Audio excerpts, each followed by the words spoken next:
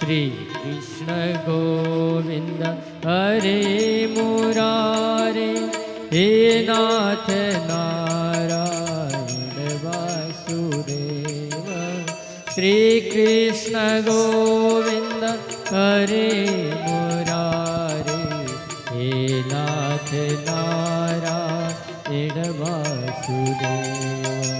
हे नाथ नारायण वासुदेव, हे लक्ष्मी नारायण वासुदेव, हे लक्ष्मी नारायण वासुदेव, हे लक्ष्मी नारायण वासुदेव।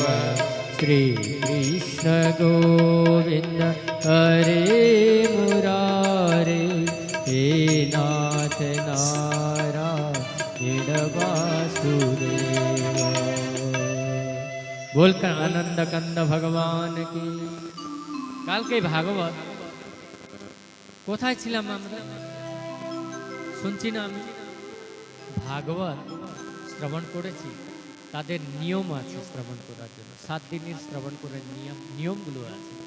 সেই নিয়ম কি রকম, কি করতে করা যাবে, ভাগবত শ্রবণ করলে কি করা যাবে না। ভাগবত শ্রবণ করতে গিয়ে কিছু নিয়ম, সাত্বিক আহার করেন, মাদের মাসিক ধর্ম 7 দিন পর্যন্ত শ্রবণ করতে গিয়ে সেই 7 দিনটাকে বাদ দিতে হবে। সপ্তম দিবস বদিত্যানাম ভাগবত শ্রবেত। শুনতে পারবেন কিন্তু মণ্ডপে এসে ভাগবতকে প্রণাম করতে যায় না। শুনতে পাবেন, যেখানে বসে 4 দিন পর্যন্ত শোনা যাবে না, 3 দিন পর্যন্ত। 4 দিন থেকে আপনি যেখানে বসে শ্রবণ করতে পারবেন, কিন্তু মূলত এখানে আপনাদের এই জিনিসটাকে মানতে হবে। কেন আমাদের এখানে বসে এই কথা আমাকে বলতেই হবে, না বললে আমাকে অপরাধ গ্রহণ করতে হবে। এখানে স্পষ্টভাবে লেখা আছে, এটাকে মানতে হবে। না মানলে নিজের পাপের গ্রসিত হয়ে সন্তান, পাপযুক্ত সন্তান জন্ম হবে। সেই পাপযুক্ত সন্তান নিজেকে কষ্ট দিবে, বাবাকে কষ্ট দিবে, বংশকে কষ্ট দিবে। সেই জন্য এইখানে এই বস্তুটা মানতে হবে। এরপরে যদি পারেন সপ্তম দিবস ভাগবত শ্রবণ করতে গিয়ে না খায় এক আহার ফলাহার করে শ্রবণ করুন। যদি সেটাও যদি পারা যায় না, তো ঘি পান করুন। ঘি থেকেও হবে না তো দুধ পান করুন, দুধ খান। দুধ যদি না, দুধ দিয়েও হয় না, তো ফল আহার করুন, ভগবানকে ভোগ দিয়ে প্রসাদ নেন, তো ফলও হবে না। আমাদের ফলও পারি না, কারণ গ্যাসের যে ব্যবস্থা, পরিস্থিতি সময় অনুকূল ঠিক নয়। এই জন্য তো ঠিকই আছে, একবার প্রসাদই পান, একবার সাত্বিক প্রসাদ পান, ভগবানকে ভোগ লাগান, প্রসাদ পান। তো ভগবানের ভাগবত প্রসাদ পেয়ে ভাগবতকে শ্রবণ করা যায়। নিত্য ভগবানকে সকাল উঠে ভাগবত ভগবানকে পূজন করুন। গোবিন্দের সঙ্গে সেই গোবিন্দেই কিন্তু ভাগবতের প্রতিবিম্ব রূপে ভাগবতী আছেন। সেই গোবিন্দকে মনে করে ভাগবতকে অর্চন পূজন করুন। এর মধ্যে গোবিন্দকে পূজন করুন, স্তুতি করুন, আপ্যায়ন করুন। ভগবান, আমি আপনাদের এখানে, আপনি আমাদের গ্রামকে তুল্য মঙ্গলময় করার জন্য আপনি এখানে বিরাজমান হয়ে আছেন। কৃপা করে সদ্বুদ্ধি, সৎ জ্ঞান, আমাকে ভক্তি দেন। কিছু চাবেন না, ভগবানের কাছে যদি চান, একটাই বস্তু চান, সেই একটার মধ্যেই সব কিছু আছে। ওম জয় জগদীশারে বলে ধূপকাঠি নিয়ে সম্পদ চাবেন না। সম্পদ যদি চেয়ে দেয়, সম্পদ দিয়ে পুত্র যদি কুপুত্র দিয়ে দেন, তাহলে কি লাগবে? ভক্তি চান। গোবিন্দ আমাকে যদি কৃপা করে ভক্তি প্রদান করে দেন। যখনই ভক্তি আসবেন, যখনই আপনার উপরে ভক্তি আচ্ছাদন হয়ে গোবিন্দ কৃপা করবেন, তখন কিন্তু আপনি সব কিছু পেয়ে ফেলবেন। সব কিছু ভগবান স্বয়ং, বলি না, গোবিন্দ দাস হয়ে আসে।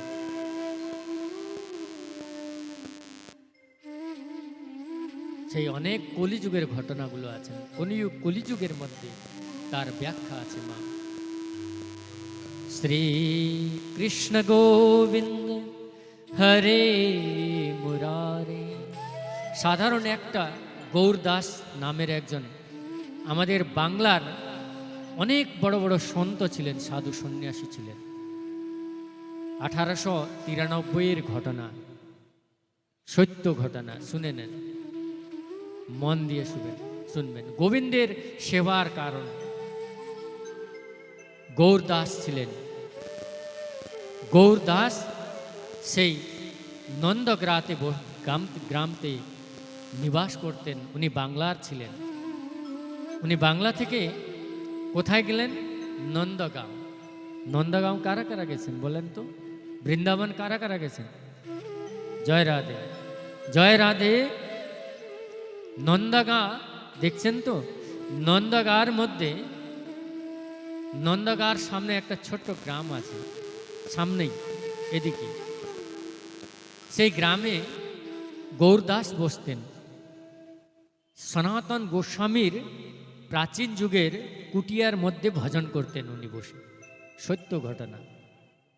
এইভাবে কত সন্ত, সাধু সন্তের, বাংলার সাধু সন্ত এখন কেউ বলতে পারে না তাদের মহিমাটা কি বলছেন, সেটা অবাক পাই আমি। সেই বাংলা থেকে গিয়ে সাধুরা, যারা আমাদের ভগবানের ভক্ত প্রভুরা, গিয়ে বৃন্দাবনকে পরিচয় করে দিলেন। बोल आनंद कंद भगवान की, बोल आनंद कंद भगवान की राधे। তো গোবিন্দ গৌরদাস ছিলেন। সেই গৌরদাস নন্দগ্রার মধ্যে কি করতেন? ফুল তুলে তুলে শ্রী লালজিকে, লালজি মানে ভগবান শ্রীকৃষ্ণকে, সেবার মহিমাটা দেখেন। সেবা কেন করতে হবে? सेवा सेवा ही धर्म जग में, निष्काम भाव से कर ले, जो तूने सेवा में आए जीवन मन को, जो जीवन कल्याण हो जाए। सेवार माध्यमे जे कृपा पाई ना, সেই কৃপা কোনোদিন অন্যর মাধ্যমে পাওয়া যায় না। গৌরদাস জানতেন, এখান থেকে গিয়ে 1893 ঘটনা, এগুলো সত্য ঘটনা। উনি বললেন 5-6 বছর হইল নিত্য ফুল তুলতেন, ফুল তুলে গোবিন্দকে সেবা করতেন শ্রী লালজি বলা নন্দগ্রামের মধ্যে। সেই নন্দগ্রামের ভগবান শ্রীকৃষ্ণ শ্রী লালজিকে সেবা করতেন। 5-6 বছর হয়ে গেছে। উনি মনে মনে ভাবলেন, ওহো, আমি এতদিন পর্যন্ত ওনার ইচ্ছা জাগৃত ছিল, ইয়া মনের মধ্যে কিছু ব্যথা আসলো, বা মনের মধ্যে মন ক্ষিন্ন হয়ে গেল। উনি মনে মনে, গোবিন্দ কিন্তু ওনাকে ফুলের সেবার কারণে কৃপা করে ফেলছেন, কৃপার পাত্র উনি হয়ে গেছেন, উনি কিন্তু নিজেই জানেন না। কিন্তু ওনার মধ্যে গোবিন্দ হয়তো, শ্রী লালজি উনি হয়তো কোনো লীলা করতে চাইতেছেন। তো ওনার মনের মধ্যে একটা জিনিস আসলো। কি আসলো? উনি মনে মনে ভাবলেন, এত 6 বছর আমি গোবিন্দের সেবা করলাম, আমাকে কিছু কৃপা করলেন না গোবিন্দ। অনেক নিষ্ঠুর আছেন ইনি। এতদিন যদি লাডলিকে যদি আমি সেবা করতাম, তাহলে কতদিনে আমাকে লাডলি মানে কে বলেন তো? লাডলি লাল কি রাধা রানী, সেই রাধের যদি সেবা করতাম, সে লাডলির শ্রী, সেই শ্রীজির যদি আমি সেবা করতাম তো কতদিনে আমাকে কৃপা করে দিতেন উনি। এ কিন্তু আমার লালা, লালা মানে ছেলে, मेरा लाला अच्छा नहीं है, ये कभी भी सेवा नहीं करता, कभी भी कृपा नहीं करता। निष्ठुर है, बड़ा बड़ा निष्ठुर है। क्यों? কেন? ভগবানকে, ভগবানের কাছে যাওয়ার জন্য নিয়ম আছে, মার কাছে যাইতে কোনো নিয়ম নেই, বুঝছেন তো? মার কাছে সোজাই যাইতে আমরা পাবো, পাই, কিন্তু ভগবানের কাছে,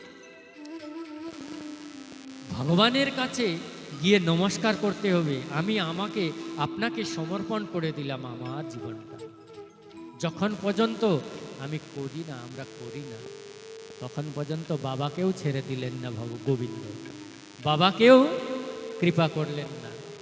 ভাগবত যখন সপ্তম দিবসের শ্রবণ করবেন এগুলো আসবে কথাগুলো, এই আলোচনা, এই মধুর পবিত্র ভগবানের লীলা। তো দেখলেন গৌরদাসজি মহারাজ আমাকে কৃপা করলেন না, আমি এখন কি করব? 5-6 বছর হয়ে গেছে, আর এখানে আর নন্দগ্রামের মধ্যে নিবাস করব না। কোথায় যাব? বর্ষানা চলে যাব। কোথায়? বর্ষানা। শ্রীজি কে লাল তু করো কৃপা ऐसे प्रणाम, श्रीजी के लाल तू करो कृपा ऐसे प्रणाम, करता हूँ राधा तेरे चरणों के साधन, करता हूँ राधा तेरी चरणों के साधन, श्री जी के लाल तेरी चरणों में शरण आए, श्री जी के लाल तेरे चरणों में शरण। हे श्री जी, আপনার কাছে আসতেছি আমি, আপনি যা করবেন আপনি করবেন, কিন্তু আর আমি নন্দগ্রামের মধ্যে, গাঁয়ের মধ্যে বসবো না। কোথায় যাব? শ্রীজির কাছে। রাস্তায় সন্ধ্যাবেলা ছিল, 2টার মধ্যে উনি পটলি বানাইলেন, কাপড়ের যতটুক নিজের সদ্যম, নিজের পরিস্থিতি, নিজের পরিষেবনের জন্য মালপত্র ছিল সবাই একটা পটলি তৈরি করলেন। এদিকে একটা নিলেন, এদিকে একটা নিলেন, একটা লাঠি নিয়ে চলে গেলেন নন্দগাঁর থেকে দক্ষিণ দিকে, দক্ষিণ দিশে। যে 1 মাইল পার হয়ে যাওয়ার পরে উনি অনেক গাভী ওখান থেকে বাড়িতে ফিরে আসতেছে জঙ্গল থেকে। সেই গাভীর মধ্যে অনেক গৌচরণের জন্য গোয়ালবাল ছিলেন, তার মধ্যে একটা নীল বর্ণের ছোট্ট ছেলে ছিল। সেই ছেলে বললেন, আরে বাবা তু কাঁ যা रहे हो? ব্রজভাষা থেকে, ব্রজভাষা থেকে বললেন কি, বাবা तू कहाँ जा रहे हो? बोलन कि देख लाला, मैं जा रहा हूँ बरसाना को। तू काहे जा रहा है? तुम्हें क्या जाओ, तू काहे जा रहा हो? बोलन कि देख लाला, मैं 6 साल यहाँ पे रहा, मुझे ये लाला ने कोई, श्री लाल जी ने कोई कृपा नहीं की, तो আমি এই লালজিকে আমার কৃপা করলেন না, তো কোথায় যাব? বর্ষানা। সেই এতদিন যদি আমি বর্ষানার রাধারানীর যদি সেবা করতাম, তাহলে আমাকে সেই লাডলি আমাকে কতদিনই কৃপা করতেন। তখন হাত এইভাবে বা ফেলে দিয়ে বললেন কি, বাবা তু না যাও, তু না যাও, বাবা তু না যাও, তু मेरो কথা মান, मेरी মানে আমার কথা মানো, तू ना जाओ। तो बाबा बोलन कि अरे छोरा काहे को बाबरो हो रहो, रास्तो छोड़ दे, बाटो छोड़, रास्ता छोड़, काहे को बाबरो हो रहे हो, কেন তুমি আমাকে রাস্তা আটক দিচ্ছ, তুমি আমাকে রাস্তা ছেড়ে দাও। ভগবান একটু উচ্চ, মানে ভগবান না, সেই উচ্চ স্বর দিয়ে বলে, বাবা তো মানো নই, তুমি মানো না, আমার কথা শুনো না, তা না না, শুনবো না আমি। তো আমার ফুল সেবা কে করবে? বাবা তখন দেখলেন বাচ্চাকে নীলবর্ণ, ভগবান কৃষ্ণের দিব্য স্বরূপ। তখন বাবা বললেন, তু কায়রো, তুমি কে? তুমি কে? যখনই তুমি কে বললেন, তখন মানে বাবা পড়ে গেলেন মাটির মধ্যে। পড়ে একটু উঠবেন, উঠার চেষ্টা করেন, উঠতেও কিন্তু পারেন না। দেখলেন চোখ খুলল, কিছু নেই, ধাম করে পড়ে গেলেন।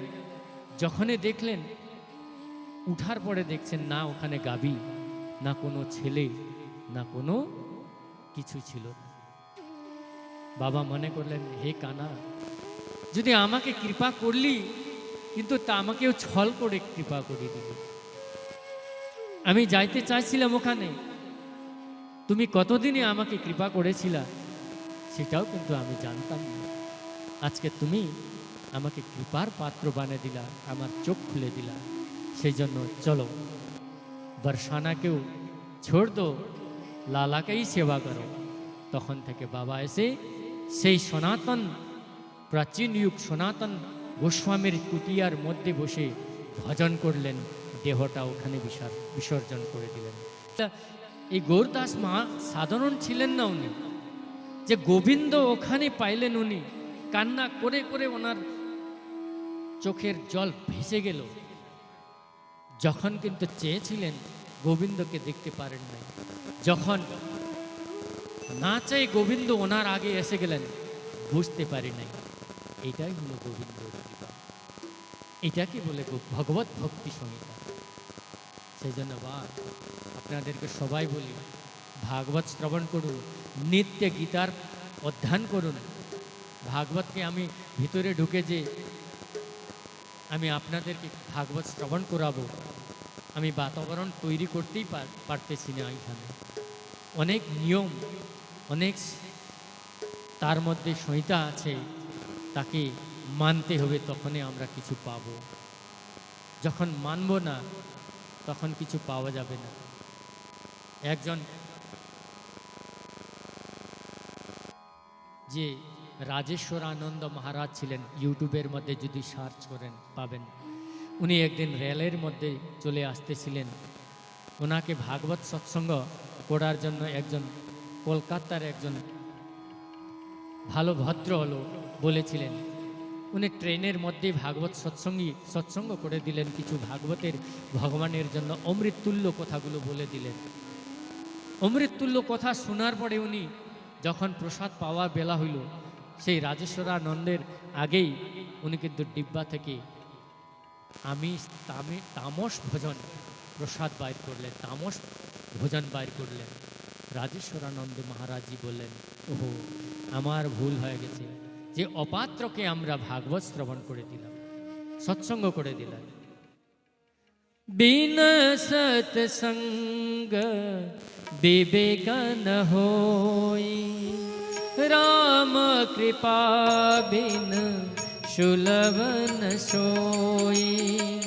बिन सत्संग विवेक न होई, राम कृपा बिन सुलभ न सोई।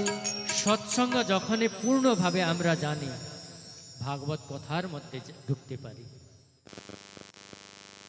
এই জন্য বলি, ভাগবতকে শ্রবণ করতে হবে, ভাগবতকে জানতে হবে। না জানলে আমরা ভাগবত কিভাবে প্রদান করব? আমরা আসুন